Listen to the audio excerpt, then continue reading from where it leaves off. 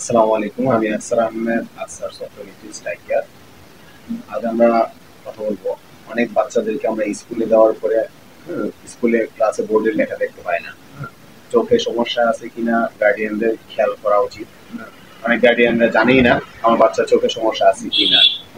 অনেকে মানে চোখে দেখতে চোখ ভালো কিন্তু কর্নিয়া সমস্যা দেখা হয়েছে, ক্যারাটোকোনাস হয়ে গেছে বা অন্যান্য সমস্যার কারণে বাচ্চাটা ঠিকভাবে দেখতে পাচ্ছে না, মানে ক্লাসে বোর্ডে লেখা দেখতে পাচ্ছে না। ঠিক আছে, এই ধরনের সমস্যা যদি থাকে আপনার বাচ্চার মধ্যে, তাহলে আপনার বাচ্চাকে অবশ্যই দ্রুত চক্ষু ডাক্তারের শরণাপন্ন করতে হবে। এবং চোখ চোখের মধ্যে যদি কোনো সমস্যা ফিল করেন, চক্ষু দান, কর্নিয়া দান সম্পর্কে আজকে আমরা একটা ডকুমেন্টারি দেখবো।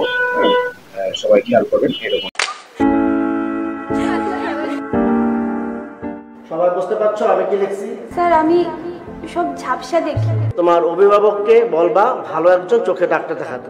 এই যে দেখুন, এটাকে বলে কর্নিয়া। জন্ম থেকেই ওর কর্নিয়ার সমস্যা ছিল। এখন এমন অবস্থায় কর্নিয়া প্রতিস্থাপন না করলে ওর দৃষ্টিশক্তি ফেরানো একেবারেই অসম্ভব। কর্নিয়া কই পাবো? আমাদের দেশে অনেকে মরণোত্তর চক্ষু দান করেন, তাদের সেই কর্নিয়ায় ওর চোখে প্রতিস্থাপন করা হবে। আমাদের দেশে পর্যাপ্ত কর্নিয়া না থাকার কারণে বিদেশ থেকে কর্নিয়া আনতে হয়। তুমি দেখতে পাচ্ছ মা? আমি সব দেখতে পাচ্ছি। মরণোত্তর চক্ষুদান একজন অন্ধ মানুষের দৃষ্টি ফিরিয়ে দিতে পারে তার নতুন জীবন। আসুন আমরা সবাই মিলে মরণোত্তর চক্ষু দান করি। তাহলে আমার মেয়ে আখির মতো আমরা অনেকেই আবার চোখের আলো ফিরে পাবো।